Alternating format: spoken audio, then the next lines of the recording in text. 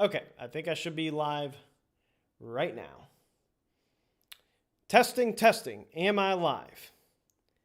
Testing, testing. I will not begin until I can see myself, because otherwise I have no idea if I'm actually talking to anyone. Okay, yeah, there we go. I am good to go. All right. How is everybody doing? Thank you guys for the questions. We got a lot to get to. So, as I always want to say at the start of these, hold on. Okay, got some. Okay, there we go. As I always say at the start of these, is that anybody who asks a super chat will be answered immediately, top of the line, and obviously that helps support these Q&As existing. If you want to join in on the Candito Forever program, that is also a great way to keep these existing. And I'm also doing form checks on the Forever program with openings right now to submit. So if you join the Forever program, and then there's right now a submission for emails, an email to send, videos of whatever lifts you have. I could do all three, and then I form check it, and it'll be uploaded next weekend on the Forever program. So it's open for the next probably couple of days, and then the spots fill up, and then that's how it works. So that being said, let's get into all these questions. Okay, so first is, hey Candito, one of your older videos you said you would be able to heal your low back injury in a month as opposed to 6 or however long it took the first time. What is it that you would do now that you didn't mention in the 2 videos on your low back injury? That is a great question. So now I would have to go back and rewatch that video, to be honest, because I don't know exactly what I did not say. But the main thing is, even when I made those 2 videos, I was still thinking too much in the mechanistic model of pain. So, for example, I was talking about oblique movements and things like that, and that being the key, and partial range of motion squats, which actually is fine. It's fine to use some pin squats and to manage it that way.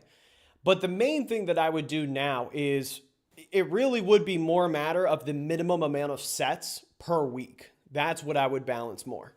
So, for example, if you can squat, just 3 sets of low bar squats a week, and then just do leg extension volume for the rest of the week, but then really meticulously plan those to where you have one primary day where you're doing maybe 2 sets and one big top set and then a back off set, and then have on a secondary day, then do, 1 set of a, decently hard set of 6. Now, of high bar. That's a pretty extreme example, actually. Most likely you wouldn't even need to scale it down that much.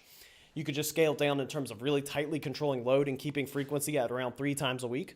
That would be totally fine. But the main point is that you really just want to avoid all resets. And that's the trap that people get into with back pain. And I'm sure many people can relate, is that, and I heard that Luigi, that killer, the CEO killer, he had back pain, and he bought Stuart McGill's book, supposedly, which is, Stuart McGill is more of a proponent of the mechanistic model. So that probably led to some problems.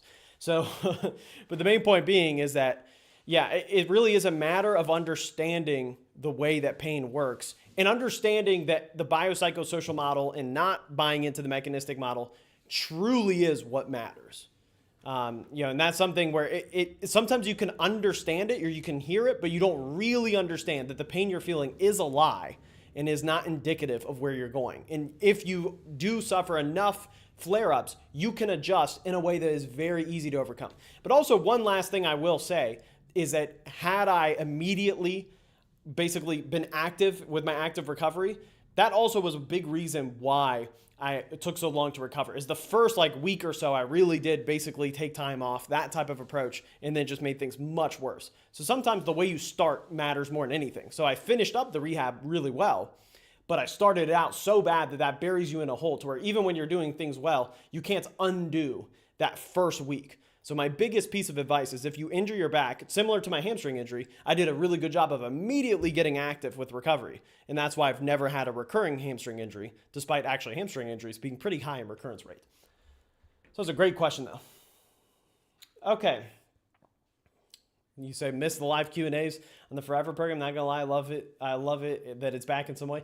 Yeah, exactly. And that's the thing is, ultimately I want, for the Forever program, I want every question to be answered. And a lot of people can't be at that specific time. Whereas since, the YouTube channel, there's just so many more people here. We can just do it, much more easily, I will say.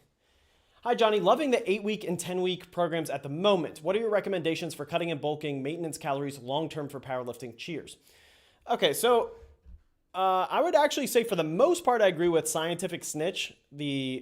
She's the Instagram TikToker who made a video that, has got everybody all up in arms about the idea of basically not maintaining as much as having a very slight surplus to a point where you don't change your body fat percentage and then you very subtly grow.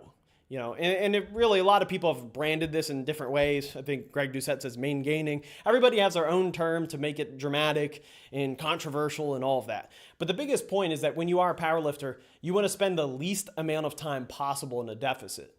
And that is priority number one. So if you can, you really do want to avoid basically all deficits except for a peak. Because when you're building, especially with volume, that's where you want to actually tangibly add muscle mass as well as strength.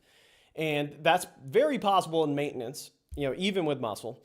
But again, you could do, the best way that I recommend is really, you also want to react to what you're seeing in the gym as a powerlifter. So obviously physique isn't our end goal, but body fat percentage absolutely matters. So it absolutely matters. If you are above 20% body fat, like at any point, it can be worth it to cut. And especially just as a man, it's worth it for your life to be probably around 18% or less. I'd say 18 to 19%. That's actually a pretty good range. It's obviously much leaner than people think. But then, if you can get to 15% and you're strong that way, then sure, be lean and have visible abs and everything, in that 12 to 15% range. So the main thing is that determines it first, is what is your frame supporting? And then after that, you have to look at injury risk. So if you find yourself recurring with these injuries, that's one thing where when I was 169, I always had more of those injury issues. And whereas I've really not had the same problems when at 180. So those are, that is a factor as far as leverages. But then, like I said, as far as the pattern goes, is typically if you're really at a plateau, that's where then gaining 5 pounds, but then maintaining for, let's say, 10 weeks, then you can see, okay, then should I bump it up a little bit more and just take these very incremental jumps. And then, like I said, if you really do want to peak into something to where you want to cut and water cut, then you can, like 5 to 6 pounds. But typically you don't want to go, beyond a certain percentage. You only go like 10% body weight drop at the end or anything crazy like that. Okay, hey Johnny, why do you prefer using phases in the Forever program while most popular coaches focus on creating a single block to run until it stops working and changing as little as possible? That's a great question. So first of all, most actually don't do that. And that's actually something that is very underrated, is that in reality, most coaches have a mesocycle composed of 3, or have a macrocycle composed of 3 mesocycles. So only reactive training systems truly takes that logic that far. And that's something where I'm in the past, when it comes to coaching, actually used to basically program the 7-week program, which is the 8-week program, but just in 7 weeks, and kind of run that over and over again as long as it worked. And for example, Tim Monagatti, we got a 711 pound squat in the gym, or 716, I forget which one it was, 716, I think. And it worked really well. And then the problem is when something like that stops working, sometimes it can be hard to adjust. But that is why actually the 8-week program is the way it is you can just rerun that over and over again as long as that works. However, as far as why I believe in top-down periodization above bottom-up is, well, first of all, to truly do bottom-up, you do just have to coach. There is that aspect. But even in terms of concepts, I do believe periodization actually is effective, and like I said, I actually do believe most of the best lifters now do use periodization in that way, where they have predetermined 4 to 5 week phases, like Bob, for example. Everyone Marcellus coaches, Marcellus Williams and Sean Noriega. I don't know as much about Sean's coaching style, but I do with Marcellus. And it's absolutely 3-4 week phases, and they have different intention in those 3 phases. And that's similar to the way the 10-week program in the 3-rep max phase, that's fundamentally 3 mesocycles within a macro cycle. So it actually, and then you rerun that over and over again. So the point is that you can rerun one phase, or you can expand it out and then keep rerunning it. But you actually see less and less of these lifters who do singles year round while rerunning phases and then succeed. Because even Joey Flex, he coaches with a 3 mesocycle leading into a peak, even with having singles year round. And so it's not like they're doing all the time 6-rep sets and 4-rep sets. Like they're doing 8s for an 8-rep phase, and then 5s and then 3s. Like to my knowledge, that's how they do it. So it's all in the details, basically. It's all in the details. Like for example, Austin Perkins actually doesn't even do singles. A lot of people don't know that. So he does, he'll do basically 4s, 3s, and then 2s. And then if he's not going to peak, then he resets the 4s, 3s, and 2s as far as the top sets. So you can really see this if you watch his training. He basically hit 672 for 4, then 683 for 3, and then I forget if he hit a double. I think he actually skipped a double, then reset, and then lifted more. Okay. Oh, we got a super chat. Jay again. Yeah, Jay sent some super chats last time. Thank you very much. Thank you very much. He says, how would you troubleshoot plateau in hypertrophy, specifically chest? Currently experimenting with 30 sets a week, 21 lengthened, 9 short pies. Okay, to be honest, I am really glad you asked this because I'm actually preparing for a very in-depth mention of this exact idea. So it's actually funny because I'm going to do an overrated, underrated video on people, and it's going to be like Jeff Nippard, Paul Carter, Chris Beardsley, Squat University, and Mike Israetel. And this is actually something where I think Chris Beardsley's onto something, and Paul Carter.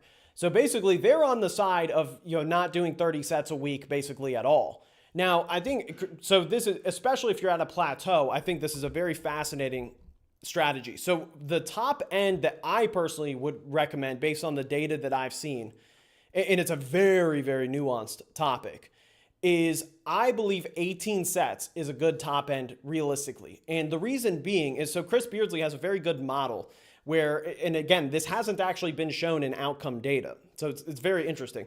But basically his idea is that no matter what, after 48 hours of training, you're atrophying. So you're either atrophying or you're growing, and then there's a net positive effect. So looking at it that way. And basically in his model, the main priority is training 3 times a week on a body part you're trying to emphasize. So that's one point. Then we have to say, how much on a per session effectiveness do we know, like what's the spectrum as far as how many sets per one session? And we know pretty well, James Krieger is the one who shared the graphic, and even Paul Carter agrees with this. Even though he's a more low volume guy, he agrees that 6 sets tends to be that sweet spot of like right before it really does plateau. So you could obviously do 8 sets in a session or more, and that's fine. But for the most part, 6 working sets take into either failure or RP 9. So that, for example, this was going really quite heavy and quite hard. Then that tends to be right at the edge. So that's why what I would have for about the edge would be 6 sets per session taken to RP 9 of anywhere from 6 to 12 reps. But you could even bias a little bit towards lower reps. I would actually probably bias towards like 8 to 6 to 8 if I was to like recreate this and do 6 sets for 6 to 8 reps, RP 9 each time, but then do that 3 times a week. And I'm not as much of a fan. I agree with Paul Carter on a lot of things because basically he is more against Mike Israetel on volume being extremely high. I have to say, I think there's some strong evidence. Now, the point where I don't agree with Paul Carter on is he uses strength outcomes instead of hypertrophy outcomes, and then argues that hypertrophy outcomes are basically not useless, but almost useless because of swelling, cellular swelling. So then we should use strength outcomes instead, and then 4 sets a week is enough. And I think that's a little bit of a weak argument because obviously fatigue does match strength, and strength when it comes to the powerlifting movements, it's never ideal to do 4 sets for bench. Like just in the real world, we're powerlifters. We know that's not how it works.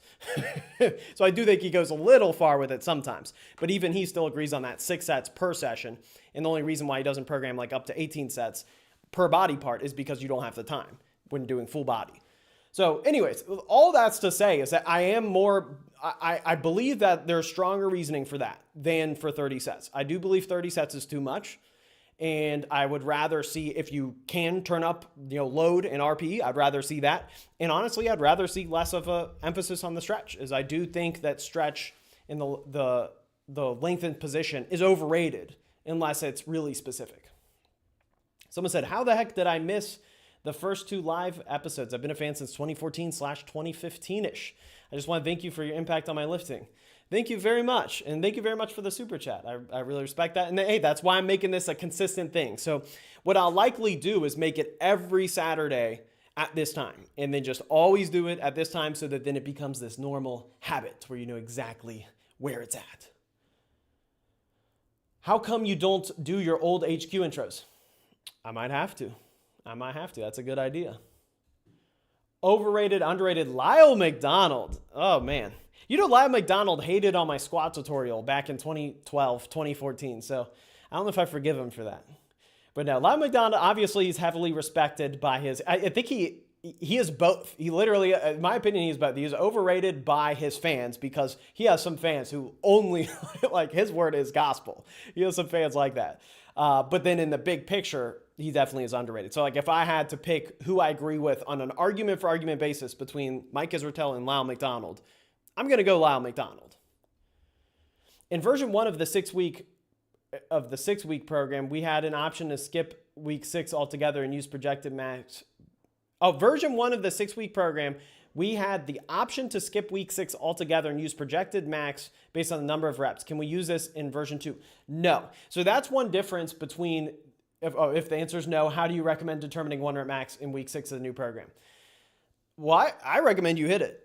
I recommend you hit it. Now, yeah, I recommend you hit it. I don't think there's any reason to avoid it. And that's part of the reason for this is I don't believe there's any reason to avoid it. And also, it's just a little bit more of a focused program in the sense that before week 5, you would do low volume testing. And then week 6, you would also test potentially your 1 rep max. And the reason why now it's different is because I just don't believe that's as effective as leaving a little bit more in reserve while still pushing to that 95, depending on the lift. The deadlift is closer to 90%.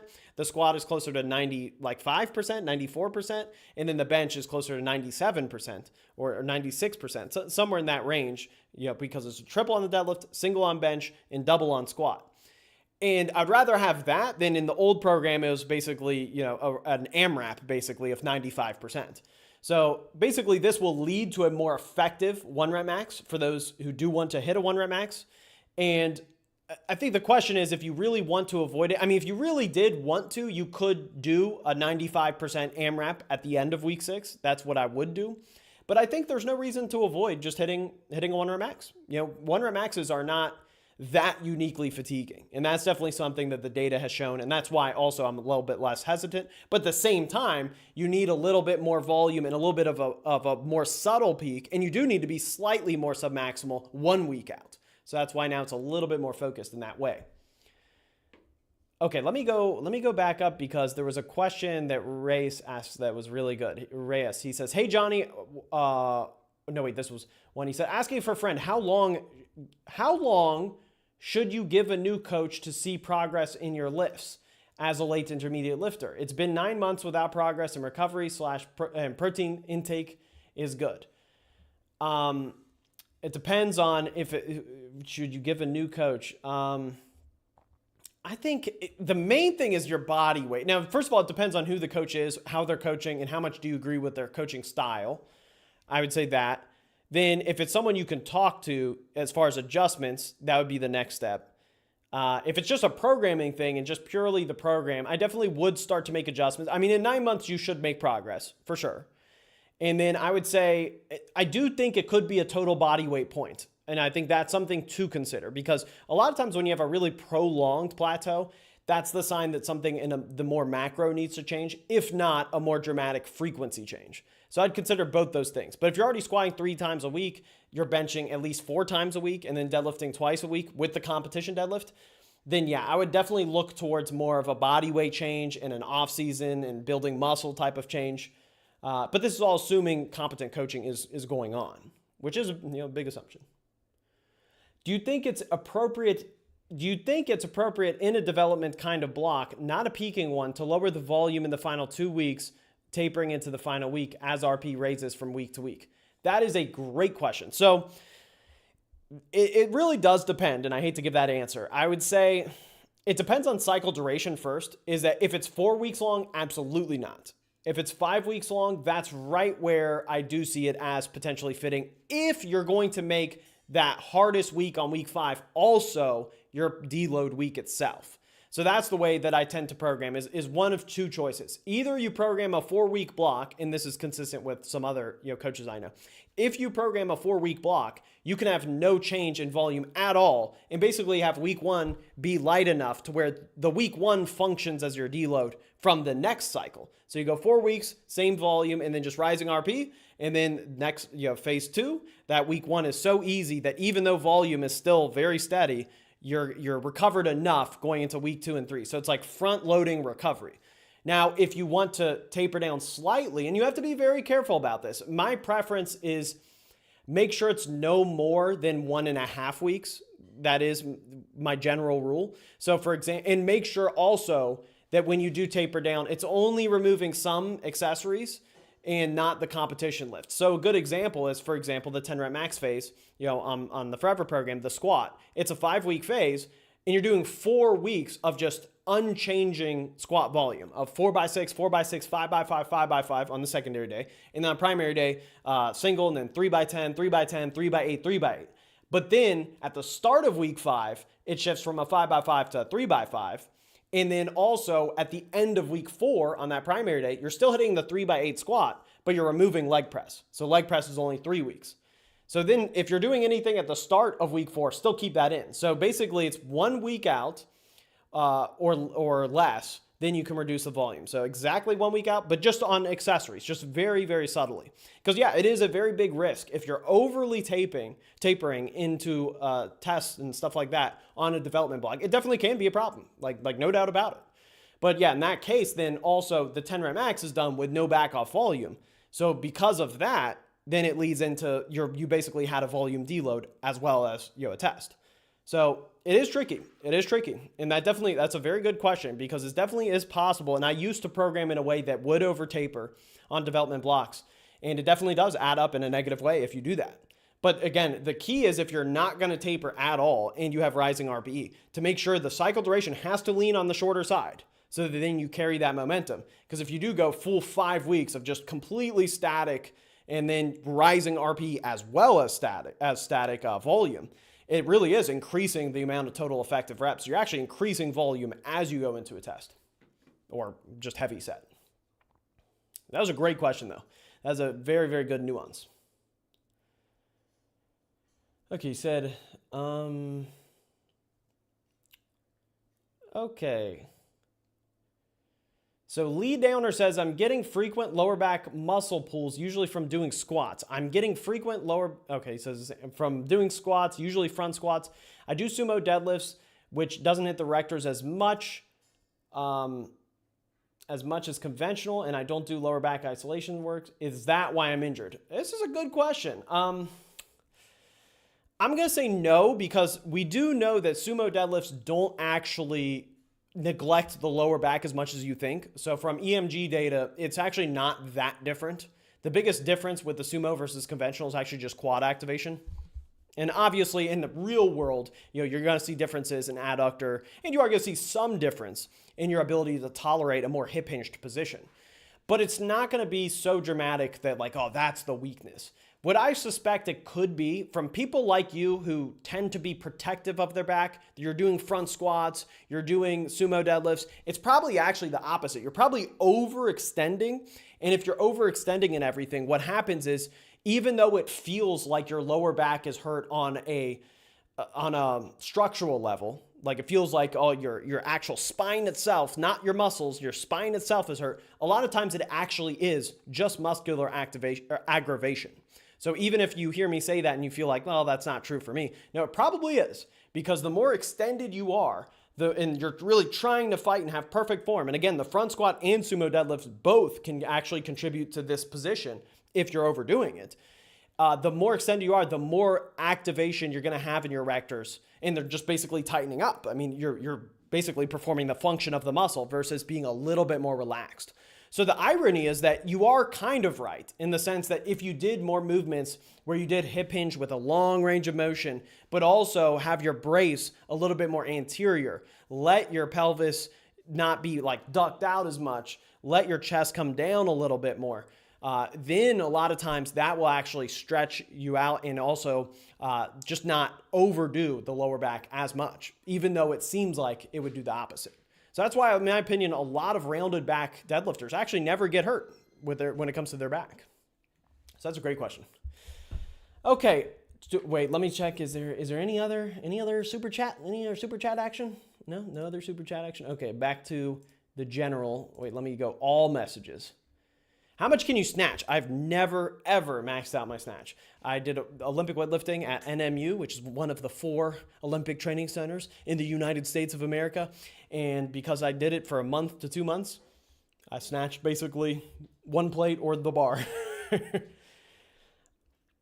Hey, Candito, how would you change volume/intensity if you're programming just for bench only and having minimal fatigue from squat/bench?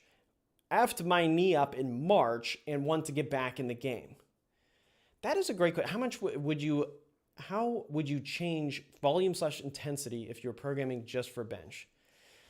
Well, it really does depend on the person, because it does depend on, are you ever limited by time? There are some people where I would actually say there's a lot of people who aren't that limited by time. And I can think of a few examples. For example, Bob Matthews, and a couple other examples of people who can bench 6 days a week, 5 days a week, and do the squat and deadlift full force and have no issue. So if that's you, then I wouldn't change anything. And the other part is that if you're a heavier lifter, I would be unlikely to have you bench more than 3 to 4 times a week anyways. I mean, if you're let's say 100 kilograms body weight, so like 220 or more, probably 3 times a week bench is ideal. Like, there definitely have been some people who are stronger on 2 to 3 times bench. There's a ton of people like that. And a lot of times the internet can misrepresent things to make you think that doing more is always better. So that's the first point. The second point is, I do think the main difference really is the priority. So you can do bench first more often. So we know this through some studies that exercise order really matters, and you get more positive adaptation from doing it first, obviously, right? Nothing shocking.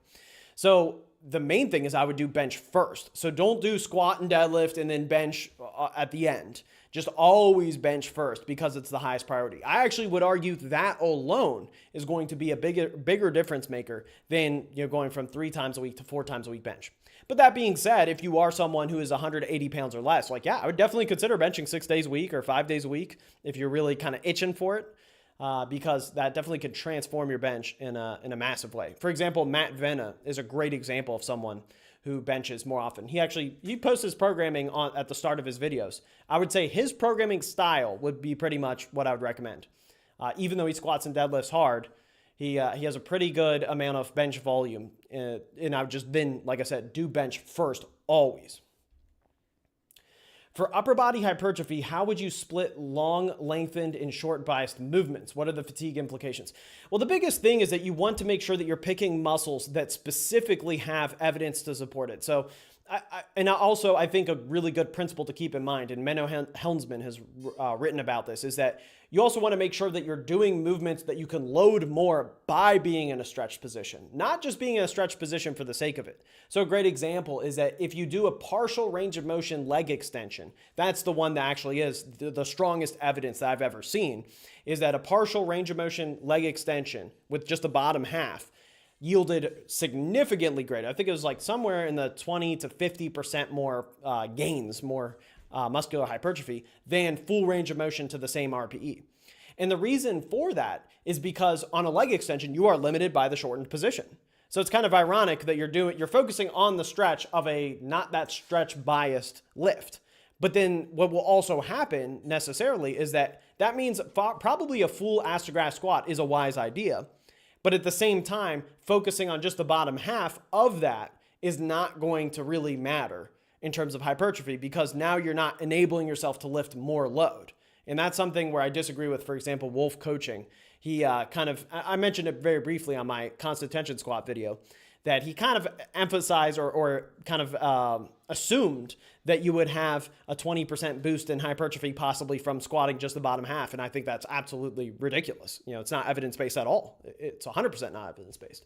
So you have to look at it in very specific points. And another good example is the triceps. We do know, for example, cable overhead tricep extension is superior to a traditional tricep extension. There was a study that was really, really good quality on that. And that's why generally I do recommend overhead tricep extension.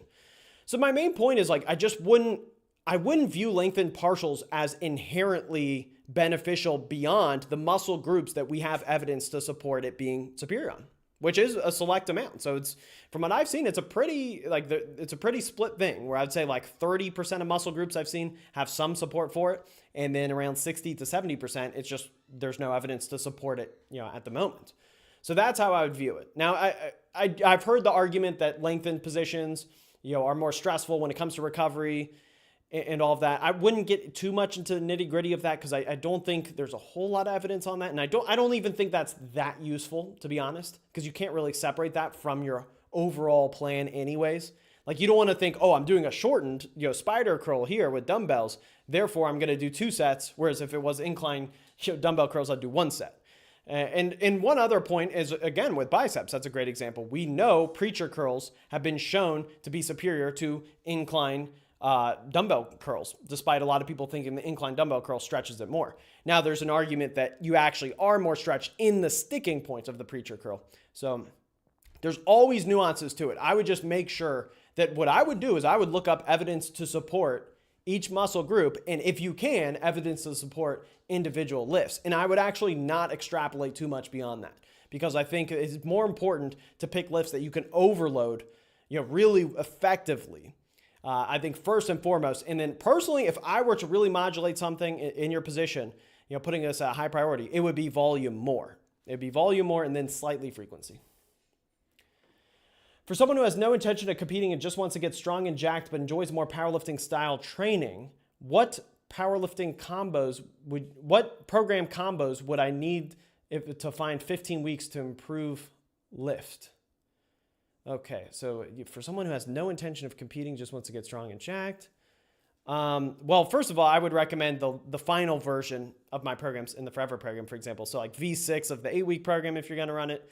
V5 of the other programs, because then it goes down to 5 versions. And that's no barbell bench. It's just squat, deadlift, and then bodybuilding upper body. Now, it really just, in the Forever program, for example, there's a whole breakdown on this, because it really depends on what type of lifter you are. If you can progress off of 8-week phase and then 10 rep max phase, and you could just stack those two together, but then do the bodybuilding versions of those, then that'll pair very well together, and that'll be 13 weeks. But I would say you likely would fit that camp.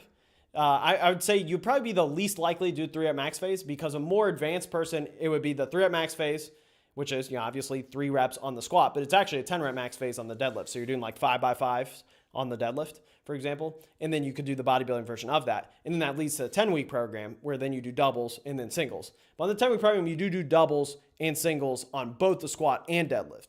So the question really is, do you want to do, that type of progression as a non-power lifter? And that really, is up to you. I mean, the 8-week program still does have singles. So, but I do recommend some form of that, because you also do, if you're at all interested in strength, you really do need to also just load it up. If you're just doing leg extensions and stuff, it can get to a point of almost nihilism if you go too far down the hypertrophy route, in my opinion, as someone who's interested in strength training in general. I think some level of powerlifting is just great to keep you motivated and strong, Okay, someone says, where to progress from less directionally based program deep into the off-season, far away from competitions, getting hypertrophy and skill work in? Where do you go with the next block, or even week by week? I have no idea what that is asking. That sounds deep. Where to progress from less direct... I understand what you mean as far as less directed programs, deep in an off-season, getting hypertrophy work and skill work in. Skill work into what? Where do we go next block, or even week to week? I'd say, if you're asking this question, if you really wanted to, basically like reactive training systems, it sounds like is what you're kind of implying, where you can just do the same week over and over again, and as long as it's effective enough. But since you're talking about off-season and everything, that static way of programming tends to work if you have some type of estimated 1 rep max. If you do want to do off-season work, it really does depend on what sport you're talking about, what skill work you're talking about.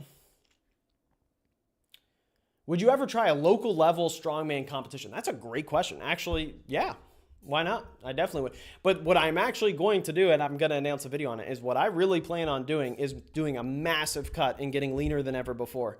Like, one thing I'm actually considering is like actually bodybuilder level lean, because I'm 210 right now. And I definitely, no matter what, I want to get down to like 208, 207 before making my, before video. and I definitely have more muscle mass than ever before. But then I would love to go down to like, honestly, like 169, but purely like shredded. Do you still do weighted chin-ups? Any tips on progressing? I do not. And the reason why I don't is because the time to stimulus ratio is hard to deal with. If you're pursuing, some bodybuilding goals as well, you want to hit, let's say, like 13 sets of biceps a week, and you really want to push yourself on certain, specific bodybuilding goals. I think it is hard, to fit it in. But that being said, I would say, honestly, I think Alpha Destiny's channel is very, very good on some tips. And I would say the biggest thing is training frequency is definitely, if you can, doing it 3 times a week, doing some form of chin up 3 times a week is really, really good. And then the main thing is that you don't really have to train it that differently than other lifts. I think the biggest thing is a lot of people do excessive volume when it comes to any type of weighted calisthenics, where they just naturally go crazy and try to do like a 10 by 10 or something like that. I mean, if you hit 3 really hard sets, I think the biggest thing you could benefit from is more AMRAPs taken to RP9 or taken to RP8, so that then you're not always trying to guess, super tightly. And then if you guess too much with weight attached, sometimes you can end up chronically undershooting, which, is definitely a problem. Would you ever consider periodizing mobility work? For example, bench arch, ankle, groin. Would this actually result in noticeable improvement? Mostly I've been doing random drills for random reps. No, I actually very strongly am against periodizing mobility. I think that would absolutely not be worth it. The reason being is that we know very well that when it comes to lifting itself, that is already great mobility. We know very well that ultimately, actually stretching has a very impermanent effect. There's actually really, really interesting studies on stretching, for example. And the only way to really get a great effect, you can actually get muscle hypertrophy from I know mobility can be different than stretching, but when it comes to stretching itself, you actually can get a lasting stimulus, but only if you go very painful, like RP9 on out of a 10 pain scale. So the main reason why mobility work isn't worth it in that way is you want to be able to progressively overload in these positions. And ultimately, it's going to converge into just accessory work at some point. So it'd be much wiser, for example, to emphasize seated hip abduction and seated hip adduction, but just get brutally strong on that. And there are some people who do so much weight, they can attach a gym pin and then load up several 45 pounds in addition to a full stack and just get your groin brutally strong. So I think by far it makes more sense to maximize hypertrophy, perhaps in some positions that are challenging. But there's no real reason to believe in periodizing mobility work because there's just a lack of true difficulty. Everything we're trying to do if we're trying to get stimulus has to be a certain level of difficulty, and mobility work truly doesn't do anything beyond a certain point. Essentially, the way you're doing it is how you want to do it, but potentially even less, to be honest, because you want to be reactive to your needs and not overly, for example, prehabbing. There's really no evidence to support the idea of prehab, and it can be a bad, just concept in general. It can really hold people back. Okay. Is the hybrid hype affecting powerlifting's popularity as a sport? That is a great question. So in my opinion, the answer is yes. I think so. I think that's a very, very good point. I think that powerlifting has definitely lost its cool factor a little bit. Now, obviously, we all love powerlifting, so I'm not going to dunk on it or anything. But I think hybrid training has definitely been kind of the new wave. But also the issue with powerlifting that I see is, and I've talked about this many times on like Omar's channel with Russell and beyond, is I think the problem that we're seeing lifters who are so gifted, especially sometimes so young, and they're not really on like YouTuber type people. They're not really teachers. They're just freakishly strong and they just listen to their coach. We're seeing this specialization where but it's harder to relate to someone who's 17, who's deadlifting 850 pounds, where you just go like, okay, well that was, and then they talk about their lifestyle and they didn't even take it that seriously. They're just freakishly strong. And you go like, okay, well, I'm not going to be him. It's like, there's really nothing that's as inspiring. Whereas a hybrid athlete, I do see what's inspiring is the work ethic and the relatability. To say it's not just about a matter of being some freakish Kenyan marathoner who's the fastest ever, and you're maybe not the strongest ever, but you're just a guy who works super hard and works his ass off. So I do think it's a beautiful thing, to be honest. We have a super chat. He says, hey there, Candito. He says, how do I fix my lower back pain on my overhand side of a mixed grip deadlift? Okay, that is a good question. Lower back pain. Okay, so first of all, this gets back to what I talked about with the mechanistic model. And I know I harp on this guy a lot, guys, and I don't mean to, to constantly beat over a dead horse. But the biggest thing you have to really feel is true is that it's not any one position that's causing that pain. So it's collectively what is contributing to that. So I would actually say a good way to think about it is there are people who misgroove horribly who have zero injuries whatsoever. So the question is, how do we build the resilience and how do we have the load management tight enough to where even if you do get knocked out of position, you have zero problems? So that would be my number one point. My number 2 point would be obviously if the bar's drifting off one side. I think you definitely could correct for that just with intentionality. So I would record from a side angle very close and see, do you helicopter? And then you can aim to just correct that. And one good way to correct it, for example, is to warm up a little bit more with double overhand grip if you don't already. Now, obviously, if you really, really wanted to solve it long term, you could simply pull hook grip. That definitely is a potential.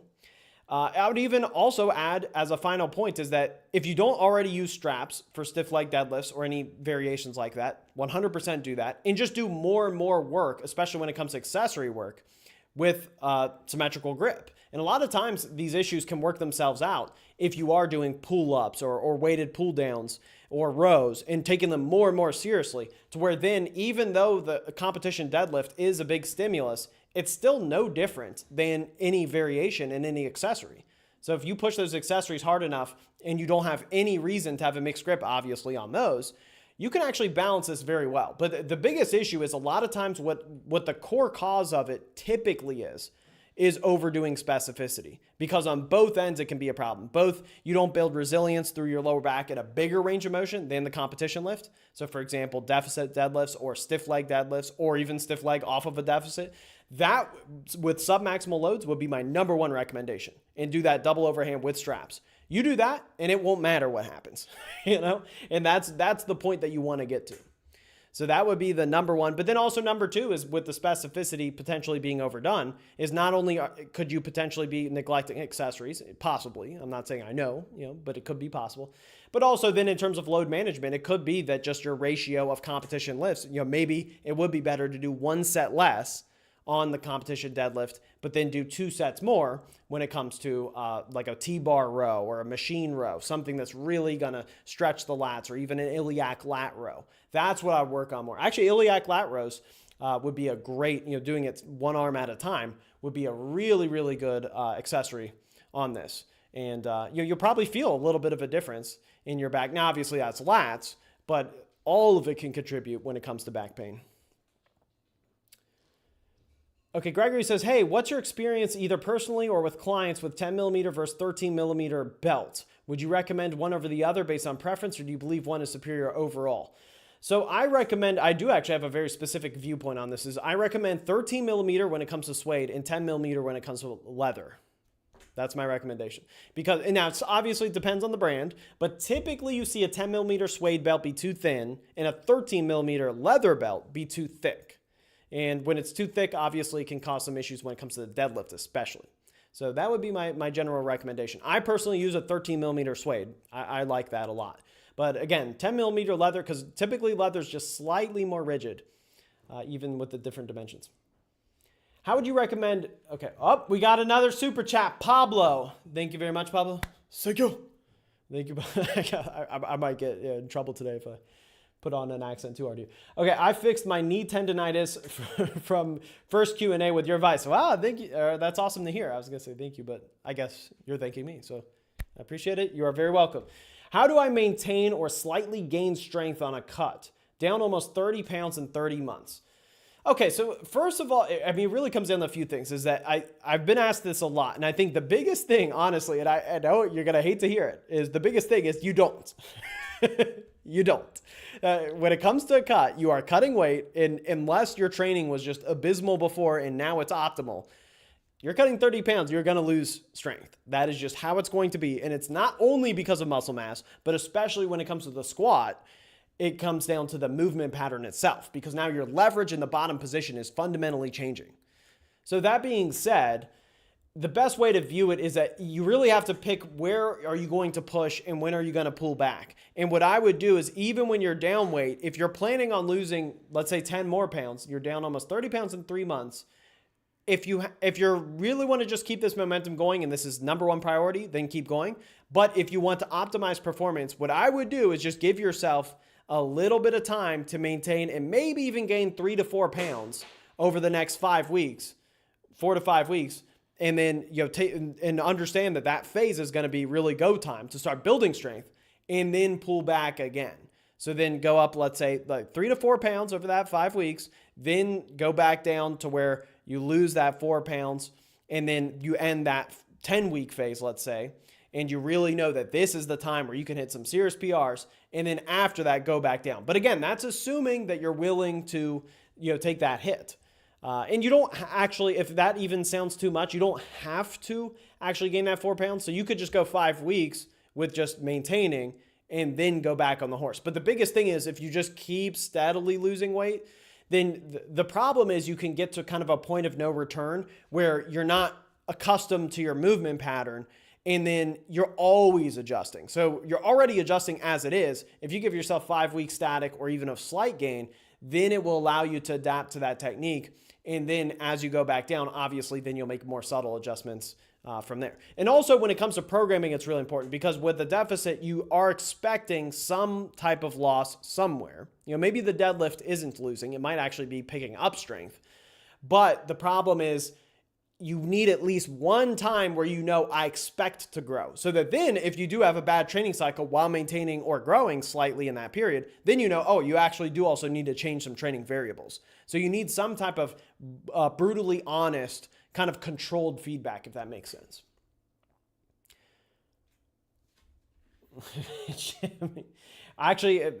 Jimmy asked, did you have sex with your wife before marriage?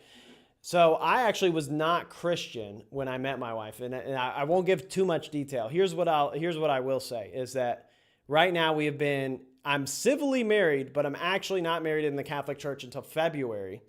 So right now we are in a Josephine marriage, and I've been sleeping on the couch for 8 months inside of a civil marriage. Can you believe that? Okay, player says, at what point is percentage-based training, but to be clear, sex outside of marriage is cringe and sinful. Okay, we almost read it again. We have a super chat. Thank you very much.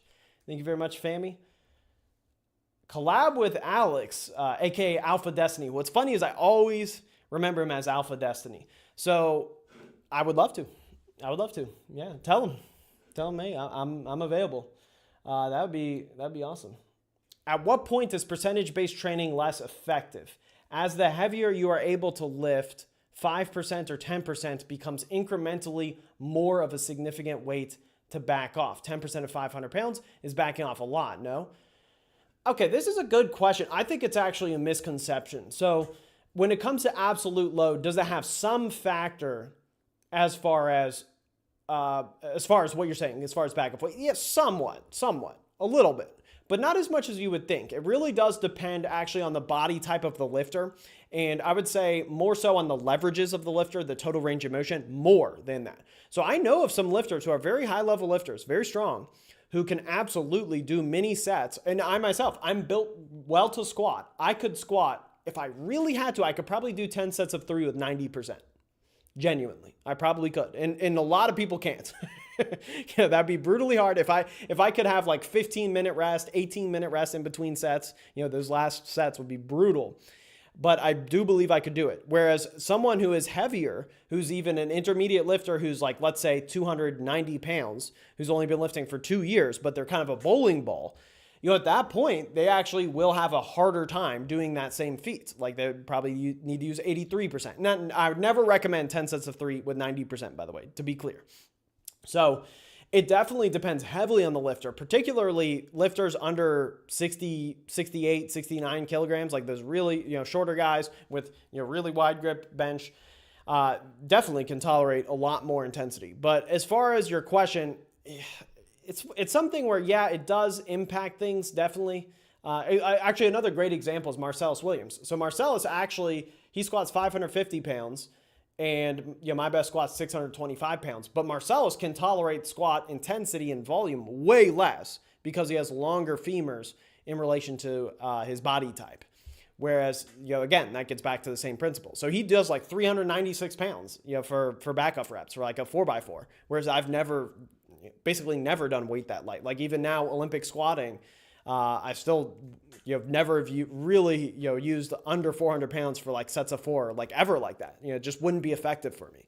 So it really does vary. I would even say, fast twitch fibers could play a role, But I think overall it's much less true than you would think. I think that's the best way to put it. It's much less true than you think. Because like even when it comes to myself, my bench press was always very fast off the chest, and I always had kind of a quicker bench press style. It was just I was more of an explosive bencher. Doing lower reps was more effective than higher reps for me. So what's funny is I couldn't even do really 275 for much more than 12 reps, I don't think, despite being able to bench like 340 for a triple beyond and bench, 395. Whereas when it comes to the deadlift, even though I'm way stronger on that in absolute load, I could do 2 sets of 4 with 650 pounds, 640 pounds, even though my max was a flat 700. So I saw you talked about taking a break from rap music. Did that have a positive effect on your personal life or mood? Yes. So it's interesting though, because I would actually say mood, it's actually slightly more difficult because it makes you more mindful, but it is a little bit of a sacrifice initially where you do kind of like to just zone out in the gym to rap. Like it's easy to, if you're someone who's grown up listening to rap. The biggest thing with me is it's a matter of being consistent with who you are. Is to say, like, I know in the end of the day, if your favorite rapper saw you and didn't know you were a fan, you just walked past each other, would they look at you and think like, oh, we're buddies, or would they be nice to you? And the question is, I mean, this is just an open question. I think a lot of people, the rappers, would think you're a dork, would think you're a loser, or just would be so different from you they don't care about what you think. And then the question is, first of all, do you want to be like fanboying over that? But then secondly, I am Christian, specifically Catholic. And when it comes to living with the values that you want, it's like you really do. It really does become insanely cringe to hear another grown man talking about his dick getting sucked. Where you're like, why am I listening to this? I told Jeff Dippert that. He asked, he's like, Eternal Take Two or one of the Uzi albums. And this is no shade to Jeff. I know he likes rap, and that's fine. Everyone's on their own path. I mean, I listened to rap just a year and a half ago, right? But then it's like, it does sound wild then, where you're like I even put one song on for like 5 seconds to just hear it. And I was just like, this just sounds terrible to me now, because it's just such an unappealing, culture, to be honest. And it's just terrible. I mean, I do think rap genuinely has had a terrible impact on society. Why did you become Christian? Were you raised religious? I became Christian because I believe it's true. So I was actually raised Catholic, not nominally. I was raised Catholic. I was going to throw too much shade at it, but I was raised Catholic, but in a little bit more of a relaxed style, to where it wasn't like, oh, we really have to do X, Y, Z. I mean, to some level it was, but not all the way. I'm way more serious now than ever back then. But basically, I was an atheist from the age of really like 13 up to 28. And I really just thought it was the right answer. And then eventually I saw that it really honestly started with Sam Harris, seeing him, and I'm not going to get too political, but seeing him kind of lose his cool on so many topics and start to realize like he was someone I agreed with basically everything on when I was like 22. And then seeing more and more like, wow, this guy's like a little bit unhinged in areas that I didn't expect. And then seeing more and more how people act in differences. But then that did not make me believe it. At the end of the day, you really do have to just say, and this is my advice, whether you're Christian or not, is to just take a step back and say, let's listen to the whole Bible, either on YouTube or just read the entire Bible. And then if you read the entire Bible and then you end up not believing in it, it's like, I do think that is a commendable thing to give that a shot. And fundamentally, we live in Western culture that is heavily influenced by the Bible. Nobody would dispute that, right? So it's to be an educated person, you just have to fully hear exactly what the Bible says. And honestly, to me, I know it sounds cheesy to say, But I do believe, the Holy Spirit guides you in a way where I listened to the Bible and I was like, I could not believe how true it was. I could not believe how many things that I had a problem with that it directly addressed, how many feelings, like the fact that death only exists because of sin, made intuitive sense to me. Yeah, and it really, and also one thing I also noticed is the amount of coping that it's like almost like people who weren't Christian weren't honest about it. For example, Neil deGrasse Tyson would say, and I didn't only listen to Neil deGrasse Tyson and Sam Harris are kind of like, obviously surface level. Like I listened to people a little bit deeper as well. But Neil deGrasse Tyson would say, he's like, well, I think actually the fact that we die gives more meaning to life. And it's like, but do you really? If we didn't actually die, would you voluntarily want us to die? Probably not. And everybody's doing everything they can to live very slightly longer.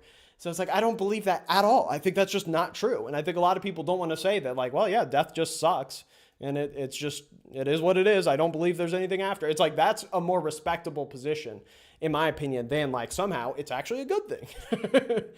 But yeah, obviously it goes much deeper than that. But yeah, it definitely has nothing to do with how I was raised. It's really, because like I said, I was an atheist for a very long time.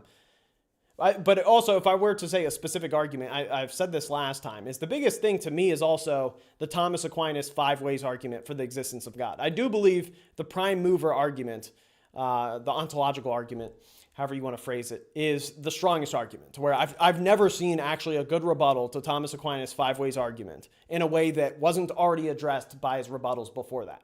And for those who don't know, Thomas Aquinas is a genius. Okay, we got a super chat here. Thank you very much. He says, love the content, bro. Maybe too general, but where should someone use singles versus doubles versus triples? Is it a person-specific thing or block-specific? Ooh, that's a good question. Okay, I'm going to say I think it's a person-specific thing. I think that's a very good question. Obviously, the answer is both. It is both. It's both a person and block-specific. But like I said before, is that Austin Perkins doesn't use singles. Taylor Atwood actually didn't use singles up until a certain period of time. He told me in private, I think it was 2015, he said he doesn't use singles at all. And then I remember later on, I think now he does use singles, to where it's like, okay, so eventually sometimes people do get pushed enough to where they have to. So that's one thing. But yeah, it definitely is person specific, and it can even be lift specific. So for myself, I actually did have my best training cycles on the deadlift without doing singles, just removing them and doing everything else exactly the same. So for example, if I was running the 8-week program on the Forever program, it would be exactly that, just without the singles. And you can do that if you find that that is superior for you. I would say it's not most people. Most people do benefit from doing singles on a meet prep cycle. The best way to put it is I'd say bench press. Practically everybody benefits from singles. I don't know if I've ever once seen someone benefit from not doing singles on bench press. So that is basically 100%. I would say the deadlift is the quickest one, to where some people, it really is just better to not do it, especially if you get particularly beat up. That's a big factor. But I will say that if you're also someone who pulls with a really slow style, to where it takes a while to break off the floor, that can affect things. But that can affect it in either direction. That's what's weird. So sometimes you do just have to see. But yeah, I totally do believe that, and that's why you do have to pick that. So if you are the type who doesn't do singles typically or year round, then it's best to do triples, doubles leading into singles. Or if you really had to, you could do fours, triples, doubles, and then just test, and that'd be fine. But I'd say that's more rare. So I'd say the most common one is either triples, doubles, singles, or singles year round. I'd say those two are the most common. Let's celebrate their first super on the live stream. I don't know. Why is that saying that? Yeah, now Harris is unhinged with his hate on Muslims and Zionism, pro-Zionism, yeah. Yeah, I do think Sam Harris has kind of lost his rocker. What do you believe? What made you believe the Bible? Have you read other religious books? Yeah, I've not read the Quran fully, if that's what you're asking, or anything like that. But yeah, I am familiar with other. If actually Muslims do believe, for example, in the gospel, and obviously they do believe in Jesus. So yeah, it is possible to be familiar with other viewpoints, in full viewpoints, and say, I believe in Jesus Christ. And that's exactly what I believe, because I believe he's actually real. And I do believe the fruits also matter, and the predictive abilities matter a lot. So, and I do think I think Christian, specifically what's in the Bible as far as what Jesus teaches, is the most challenging, interesting, and true statements made. and especially in regards to loving your enemies, when a lot of times people go, oh, well, that's common sense. You see right away, the more we're not Christian, you see people glorifying the guy who murdered the healthcare CEO, where you say, well, then they say, well, that is justified though, from a utilitarian perspective. Well, if you're a Christian, you're not utilitarian. And you see just how quickly utilitarianism descends into barbarism. But that's just my opinion. But yeah, the biggest thing is I really strongly recommend everyone reads the Bible. I really do. I really do recommend that. And then you can always make up your mind. And if someone says like, hey, at some point I should read the Quran, sure.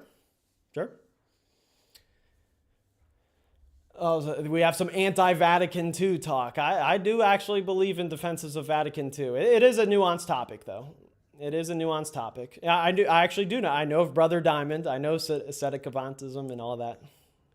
If you like St. Thomas Aquinas, here's my one source against your source, and I respect this position. But Christian Wagner of Scholastic Answers, he and Brother Diamond, Peter Diamond, have actually beefed, and I do side with Christian Wagner, who is a Thomist, who's heavily, obviously well read on Thomas Aquinas.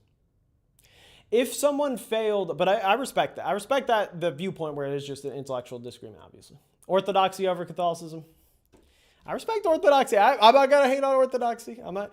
The main thing is obviously there are degrees. I think the only thing I don't respect is if someone thinks you're just a Christian because like you're uninformed or you haven't considered other thoughts, which is especially ironic especially when you come from a background where you've been atheist, then deist, then theist, and then Christian. Like literally, I built my views slowly to where then I was Protestant at one point and then Catholic. So it's like I've never made claims I didn't feel like I could defend and truly believe are true, obviously. But I do think the systematic theology of Catholicism is unparalleled, even to orthodoxy. But I do respect orthodoxy, like I said. Everyone must. Okay, tips for programming 3-week blocks in terms of jumps for the primary day. That's a good question. I think the question comes down to why are you doing 3-week blocks? Because that can answer a lot. I think the biggest thing is you definitely don't want to typically start too low, obviously, because you have less time. But typically someone who benefits from a 3-week block is also someone who can't tolerate intensity for that long. So that it's kind of a little bit of a paradox there. So I would say definitely don't start at RP5. Cut that out. Only start at RP5 on a primary day if you have 5 weeks or so. I mean, maybe some with 4 weeks. Typically, if you have a 4-week phase, then starting RP6 or heavier. If you have a 3-week phase, like I said, it really depends on why you're doing it. So if you're a unique case where you fry out with too much load, then you could go RP6, 8, 9, something like that. But if you're someone where I would say if you're a more normal case and you're doing 3-week blocks, I would honestly probably just go 7, 8, 9 and then reset 7, 8, 9 and like that, pushing it. And then finally, obviously, if you really wanted to, you could just keep it at RP8, but that would be a fundamentally different programming style. So I'd say you're probably pretty unlikely to want to keep things static because that would just not be likely to be the type of person who has a 3-week phase. But I wouldn't be mad at it. The main thing I'd be mad at would be having too big of a difference between the start and end point because you're already cutting things really short. So then you don't want to also add diversity into a program. So a good way to think about it is the longer the mesocycle, the more variety you can have. Hey, Candito, love you. Love you too. Sir Henry, love you too. Okay, have you ever thought about making non-powerlifting / fitness content? That's a great question. Yeah, I have. Ironically, because we've talked about Catholicism here a little bit, is actually what I would do would be cameras, would be a camera-based channel. I've actually thought about that because I do have some specific opinions when it comes to cameras. And, I could see at some point in my life becoming a wedding videographer. That's definitely a career that, like when I'm 50 or something, I easily could see that being possible. Because I have a strong passion when it comes to videography, like HDR on my channel, stuff like that. I've gone into some very, very deep dives on that. Do you need off-season volume work for powerlifting? Why can't you just run a 4 or 5 week strength block over and over again? You absolutely can. You absolutely can. Yeah, there's nothing wrong with that. There's nothing wrong with that. The question is just, you can do that and then until it doesn't work and then keep making subtle tweaks. But eventually you do reach a point, and what you often see is if you get injured and then slowly reintroduce, a lot of times you'll see people make better progress from that than what they used to be making. And that's a great example of, well, then clearly you needed more periodization year round. So that actually is partially what has opened my opinion up to that, is that I definitely have seen some cases, not just myself, but other people, where like really just stacking a little bit more phases together does tend to be better. I've seen, especially when it comes to, for example, a volume squat phase, that very often ends up working out better than just always pushing, heavy weight on the squat all the time. Whereas the bench press, I would say that's the one lift where, since you can typically do both at the same time, a lot of times keeping in that intensity does work. And I will say that sometimes, doing a bench press like 8 to 10 rep max type phase, sometimes it does end up a little bit flat, because sometimes, especially with paused bench, it can be hard for people to consistently hit like 80% for an 8 rep, top set at the end. Like sometimes even that's too much and they have to actually 78 or 77%. Whereas a squat, usually you can hit like 83% for a 10 rep max, maybe even 85, 86% for an 8 rep max if you're really pushing. What's your favorite pizza topping? And then the laughing emoji. I like cheese pizza. Keep it playing. Do you know of Mark Wood? Do you think he could have competed with John Hack if he had taken it seriously? Well, he has cancer. not to laugh, but he has cancer. He had stage 3 or stage 4. So I really wish him luck. I hope he's doing well. Actually, I've talked to Mark Wood. I was actually probably the first IPF lifter to talk to Mark Wood. Like, I talked to him a good amount on DMs, like the moment he became popular and he was really strong. And I wish him luck. I didn't talk to him since the diagnosis and all of that's going on. I don't know if you know of this, that he had stage 3 or stage 4. I think it was like liver cancer. So I wish him well, because he actually had that like 3 or 4 years ago. So hopefully all is well. But yeah, he was super strong. How should a young man find his purpose in life? Okay, so you also asked a question about how did my life change after becoming religious. Well, I think the key point as far as a young man finding purpose in life is, I would say the best way to put it is, so I'm trying not to be too biased with my answer, but also be blunt, is that I do think one of the really wise things that Jesus said is, you will know them by their fruits. So I think that's first and foremost. So if it comes to idolizing Andrew Tate, is his family life what I would want? No. Do you want baby mamas with multiple women? No. Does he have some good stuff? Absolutely. When it comes to Donald Trump, does he have an amazing track record with marriage? No. I actually think he's a pretty good dad, my opinion. I'm just giving my opinion. I think his sons actually, especially Barron Trump, seems better off than some other sons of presidents, particularly Hunter. But but no, I would say the main thing is that you want to look at the fruits of the people you're trying to follow. So if you want to be married and have kids and have a successful career, follow people who are, and I know it sounds so simple to say, but it is so true, is that a lot of times people who get famous are very strange and they have strange lives. Like Elon's a great example. I find Elon Musk very interesting. I'm not a loyalist or a bootlicker to him, but I think he's a very smart guy. I own a Tesla, so I love it. I don't care if people say EV's gay. But when it comes to a guy like Elon, again, he has multiple baby mamas, and some of his kids hate him. One of his kids, who's transgender, actually completely disowned him and changed their last name. So it's one of those things where it's like, that's just an unfortunate situation all around. That's not a happy home. So there's some level to where don't find meaning in that, right? Like that's not the ideal aim. So in my opinion, the ideal aim ultimately is Jesus Christ. I do think that is fundamentally the only real answer that's fully satisfying. But obviously everyone is on their own journey, and I respect you regardless. If you're not. L. Hunter W. Barron.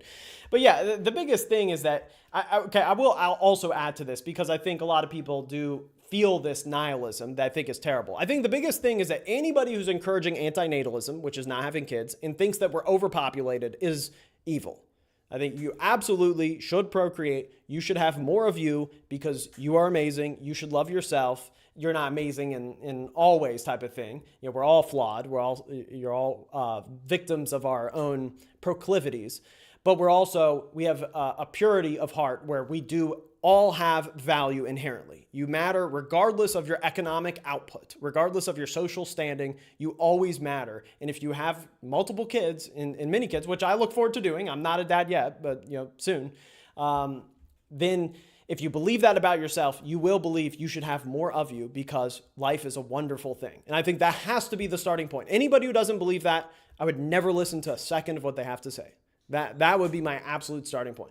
But then my next point would also be, and I think this is what a lot of people are seeing, is that anybody who encourages you to sound weak, that's not someone you should be around. So like Caitlin Clark, for example, was just, not to be too political, but Caitlin Clark was just saying how, like, oh, you know, I'm here because of my privilege and I stand on the backs of all of these black women who built the WNBA, and the WNBA is operating at a loss since its inception. It's like anybody who encourages you to talk like that, it's like, get rid of that. The question is, how can you build yourself up with confidence, with value? Don't bow down to anything. Don't feel bad about yourself, but also make sure to improve. Like, you know, don't go the other way where you're prideful and, you know, just give in to your whims, and especially, you know, don't give in to sexual degeneracy, obviously. Okay, best program for a week. And just gonna transition that back into it. Do you think the idea of a good president is paradoxical, where a good leader wouldn't want to be in that position to begin with? That's a very good question. I've heard that before. Actually, ironically, I've heard Sam Harris say that, who I was just saying how I used to like him. He's been a big proponent of that idea, which, you know, was something where I think it is an interesting idea. I don't think it's actually true. I did think that before. I think the real problem is honestly the lobbyists, and I won't go too deep into what kind of lobbyists or what type of situation's going on. But when it comes to lobbyism, I think the question is, do presidents actually have control is one, you know, definitely. But I will say, I do think all billionaires fundamentally tend to be screwed up, because you do have to love money to just a really strange level. And you have to have a weird dominance-seeking behavior. I think they seek status more than they seek money, because after 100 million, there's literally almost no way it's going to tangibly change your life at all. And then it becomes this status-seeking and domination. I do think, you know, I think I wouldn't be surprised if there are very, very few billionaires who are ethical, regular, good people. I think that's the best way to put it. But I do think presidents, I mean, I know, I unironically think George Washington was a great person and great president, even though he's flawed, and the people of that time had flaws. Yeah, someone said, particular type of lobbyist. Do you still do one-on-one coaching? No. So not taking on new people or anything. I'm actually gradually moving on from that so I can focus more on videos. But, you know, I always tend to dabble a little bit in it to stay sharp. But yeah, that for the most part is not as much my focus lately. If I'm peaking for a meet and just failed a single at 90% of my previous 1 rep max, is it possible I could do everything right and hit a new PR on meet day in 4 weeks, or am I cooked? Yes, you absolutely can. You have 4 weeks. That absolutely is possible. Now, 90% is a little brutal. Like that's a little bit, I would say if it was like 95%, it'd be like, yes, for sure. 90%, it's like, okay, you're going to have an uphill battle, but it's definitely possible. The biggest question I have to you, and this is always the best way to think if you do have some type of really, bad outcome with training, is to think, what was the most recent time you had a good single? And that actually is very critical. So it's not just that you have 90% and you have 4 weeks and you failed that and you have 4 weeks left. The question is, 4 weeks ago, how strong were you? And how long ago was it since you hit 100%?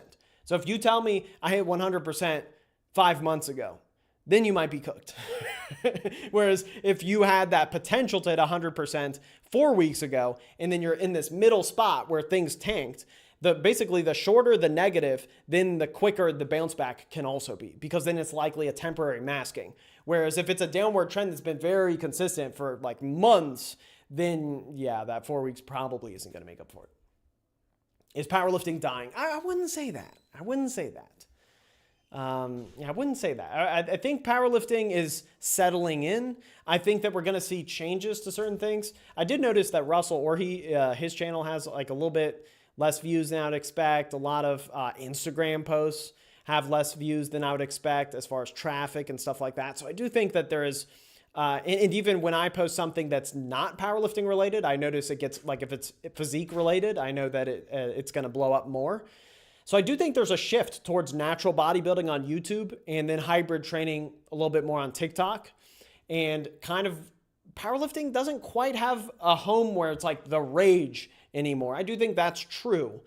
But the thing that I think is fundamentally going to be the case is I think we're going to see sustainable powerlifting for the long term in a more self-improvement way. So then maybe merging like what I talked about, where it's like, hey, I want to squat and deadlift off a deficit, squat high bar ass to grass, and still apply powerlifting principles and get brutally strong, and then do incline dumbbell bench instead of barbell bench, or something like that, where you're basically tailoring it to your needs. I do think that will naturally unfold.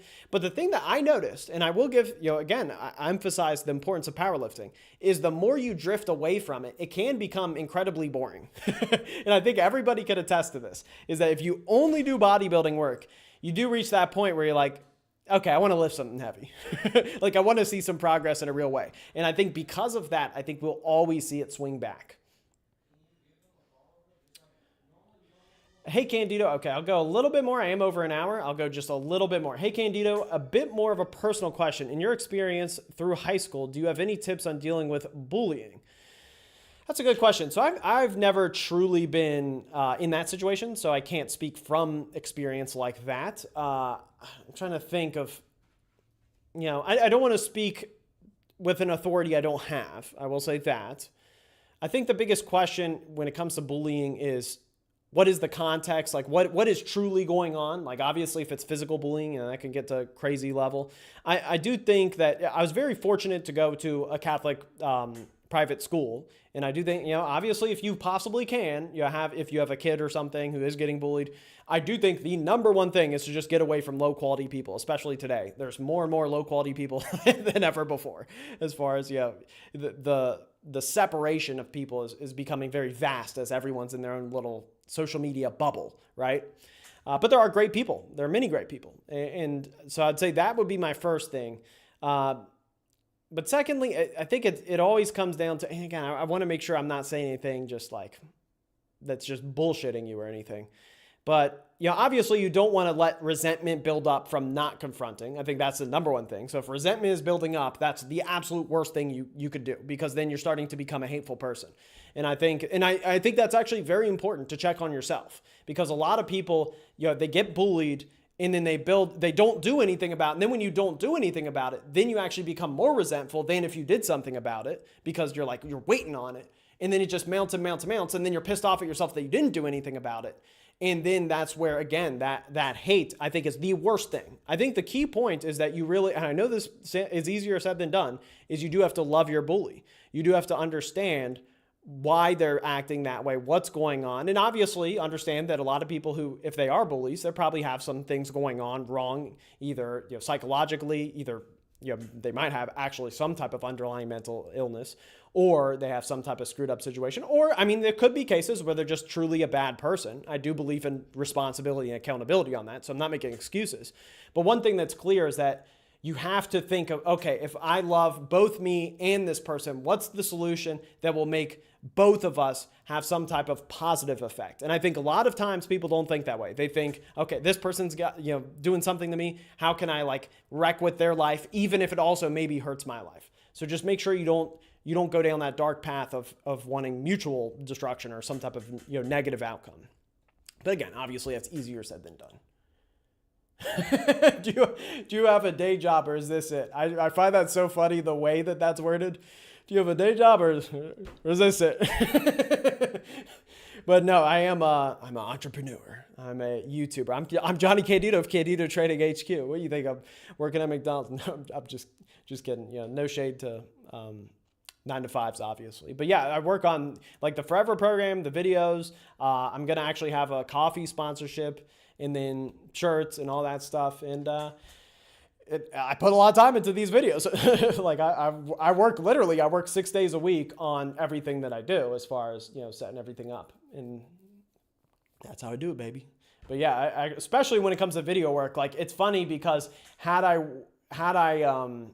for example, been in wedding videography, or if I ever end up getting into wedding videography, it literally is funny how much less work it is. And then they get paid $3,000 per project. And it's probably about equal or less work than a YouTube video, depending on the context, which is funny.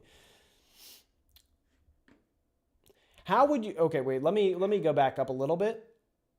So someone said, what do you think about Jason Blah's arc turned out and how he ended up prophecies of YouTube fitness, most of his training videos having less than 1K views.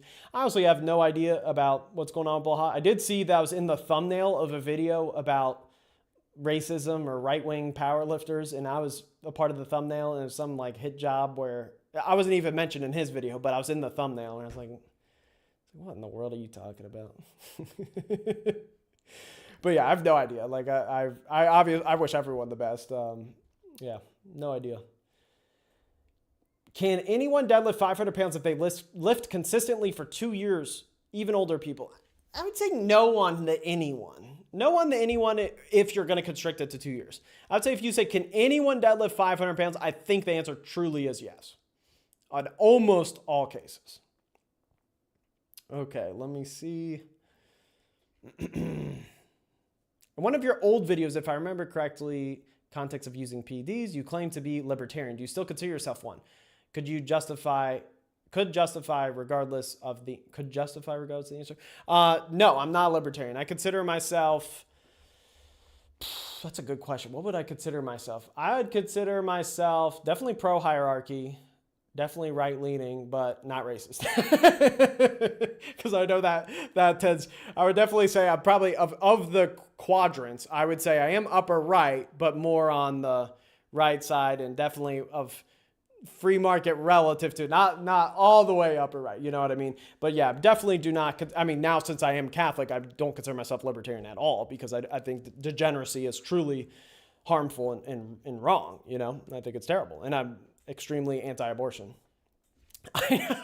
I'm saying stuff where I know I'm just going to lose subscribers by saying it. I'm like, all right. But when it comes to anti-abortion, by the way, one of my sponsors that the next one's coming up is coffee that is pro-life coffee that actually does donate money to people who take care of or help people take care of babies and obviously, impoverished scenarios, basically, similar to just helping out mothers similar to Planned Parenthood if they didn't have that part, you know?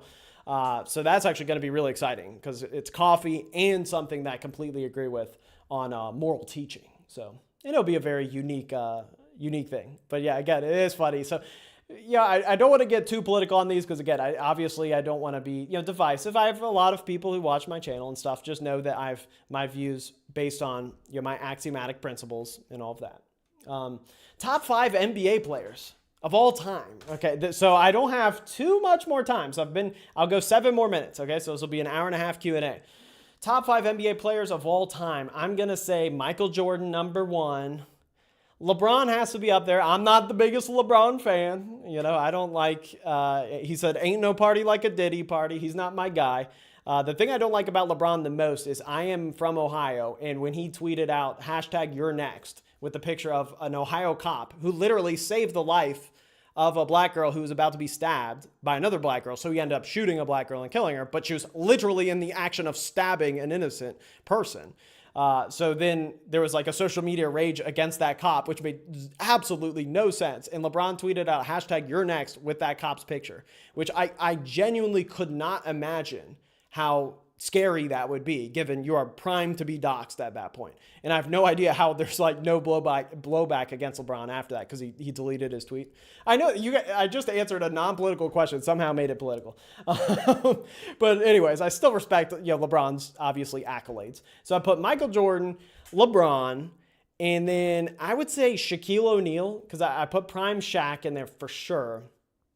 I don't put Kobe in there because I don't think Kobe's efficiency is good enough. I'm actually very into advanced analytics. I would say Kevin Durant. I think Kevin Durant is the best prime player of all time in terms of his skill set and his potential, offensively and defensively. And then my number 5 would be, dang, that's hard.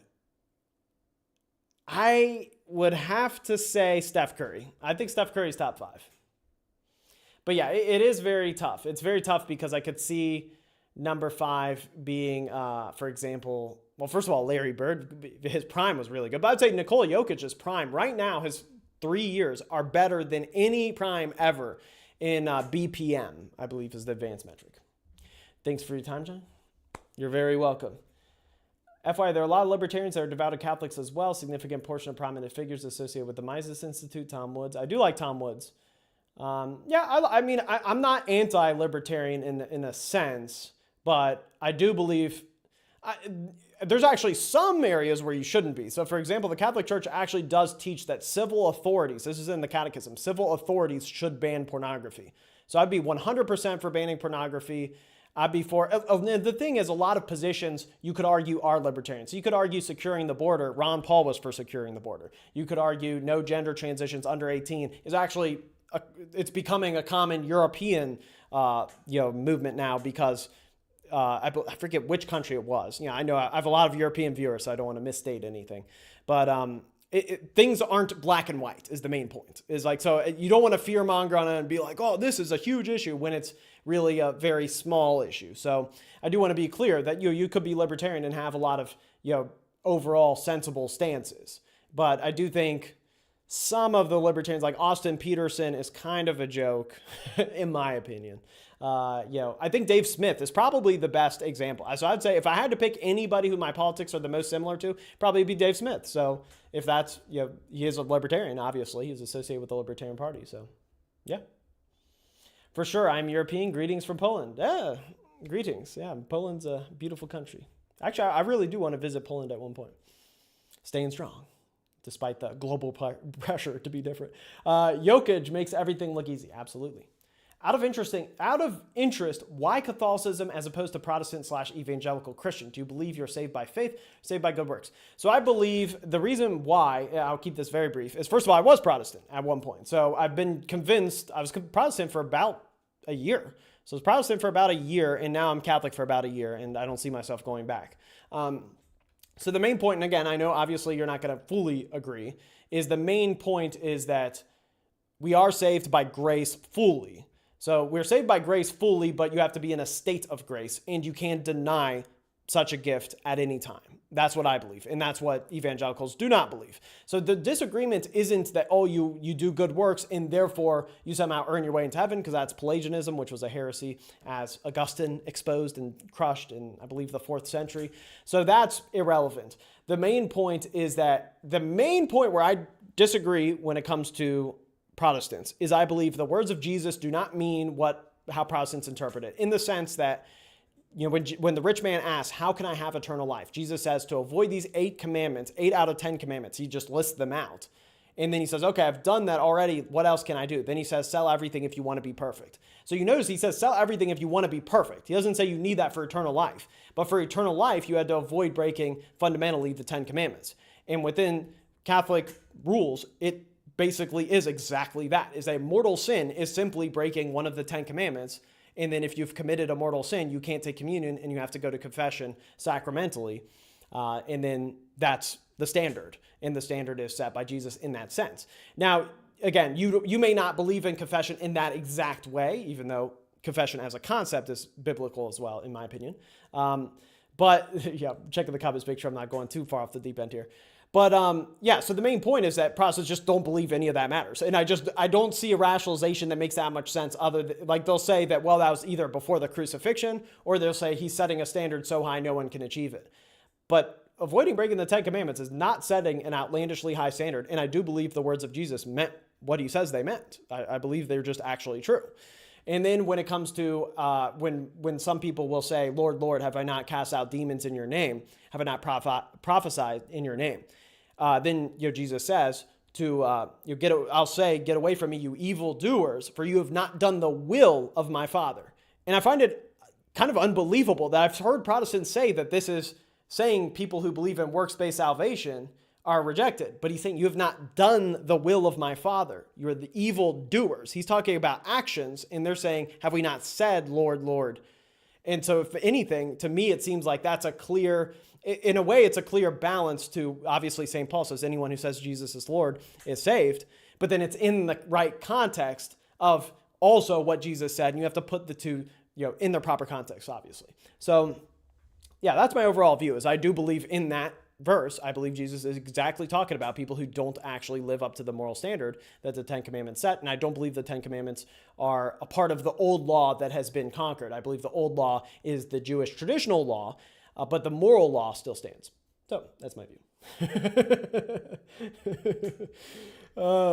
How would you deal with joint issues Nothing serious, but some lingering elbow and knee tightness. I always recommend when it comes to it, you have to look at load management. You have to look at weekly set counts. That is always going to be the number one thing. So number one thing is going to be weekly set count. And then I would also look into antagonist muscle groups. So for example, if you're having a lot of elbow pain and you're doing a lot of pressing, to then reduce a little bit of that pressing volume, but then also increase some bicep volume. And a lot of times that antagonistic work can actually help with the joint itself, because obviously you're not stressing it now, but you are still getting blood flow in that general area.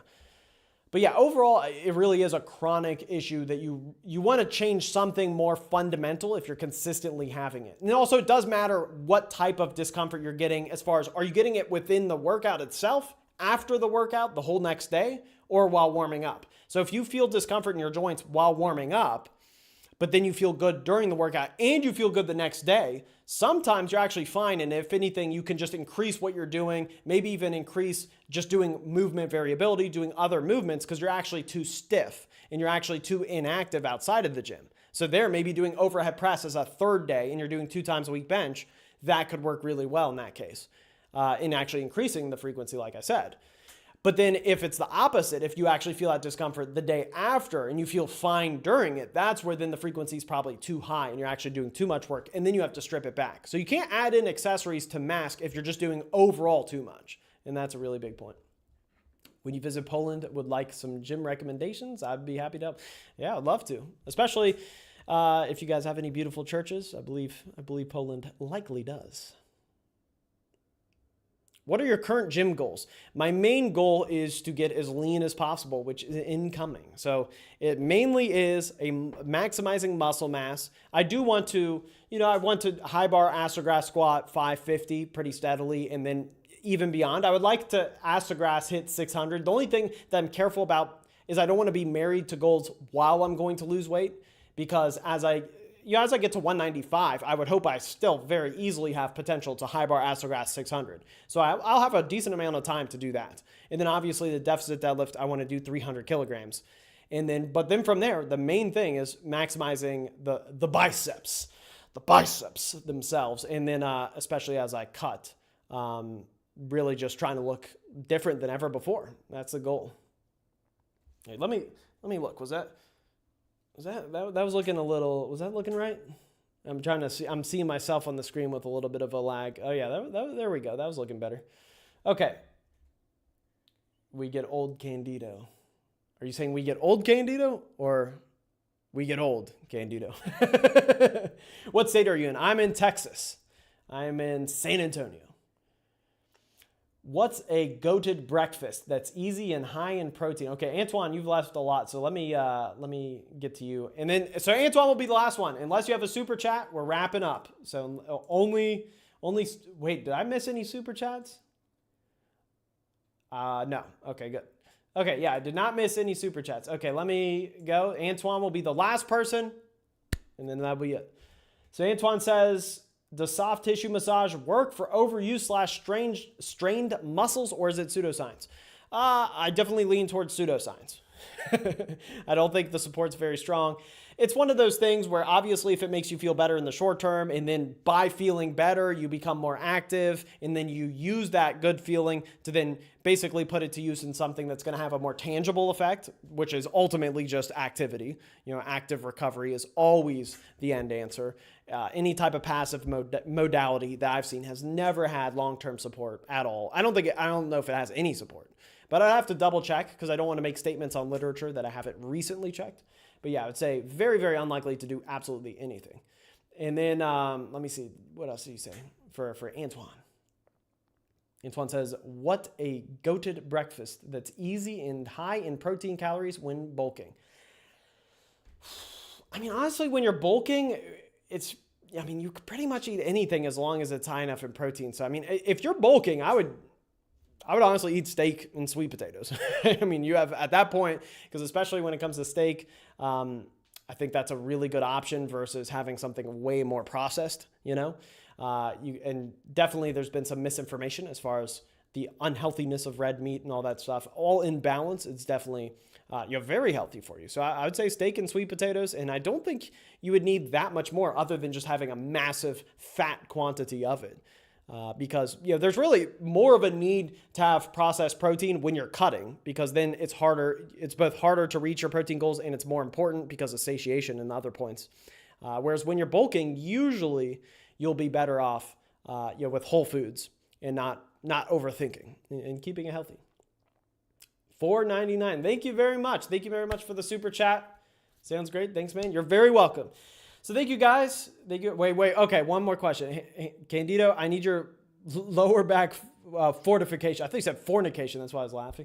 Fortification secrets. Mine is still giving out me every few months at random. The biggest thing is you need some normalcy. So you need if you're having these fluctuations every few months, is that you need to bring the peaks in training a little bit lower and bring the low points in training a little bit higher. I think that's the best way to do it. If you have to fundamentally change frequency of one lift, let's say have one competition deadlift and one stiff leg deadlift or Romanian deadlift day and just split it like that, whereas let's say you're already deadlifting twice a week competition style, make some type of tangible change like that. So the big point is you have to say, look, what I'm doing isn't working, and it is what I'm doing. It's the program. It's not you. It's not anything mysterious. It's just the program itself, the programming, and make some adjustment like that that's objective, that changes it. And even if you have a slightly less strong peak initially, it's worth making that sacrifice so that you can string together 8 consecutive cycles with absolutely 0 incidents. So that's the best way of viewing it. I know it's tricky because a lot of times we view injuries as bad luck, but you have to view injuries as just that is real consequences to the inputs. So the inputs must change, and they must not be these small things. They must change on a baseline level. Okay, that's it. San Antonio or Houston, which city is the best in Texas? I would say San Antonio. I like San Antonio vibes better, especially downtown near the San Fernando Cathedral. I would say San Antonio's first. I'm going to make a controversial statement. I would say Austin is the second best. A lot of people think it's gay in like California, and it is, but it's still cool. Austin is way better than a lot of the haters think. I've had so many friends come up, like Ashton Ruska, Sean Noriega went recently, guys who are a little bit more on the macho side, and they come to Austin and they realize like it's actually sick. So I would say San Antonio for me is number one, but it's also like more to raise a family, more of that type of vibe, and then like a more historic downtown. The San Fernando Cathedral is made in 1751, I believe. So some of the oldest buildings relative to the U.S. And that's one point where I'm jealous of you Europeans, is sometimes you guys aren't grateful enough for the beautiful architecture and how obviously how ancient some of it is and how beautiful it is and how well built it is versus a lot of the cardboard American houses. So anyways, you're the man. Appreciate it greatly. Thank you very much. Thank you all guys all very much. I hope you guys have a blessed Saturday, and then have a blessed Saturday, blessed Sunday, and I'll be continuing 2 videos a week as long as this is being rewarded. So share this video, let people know every Saturday we're going live. Tell people to come on in and super chat so we can keep this thing going. Have a great day, guys. Peace.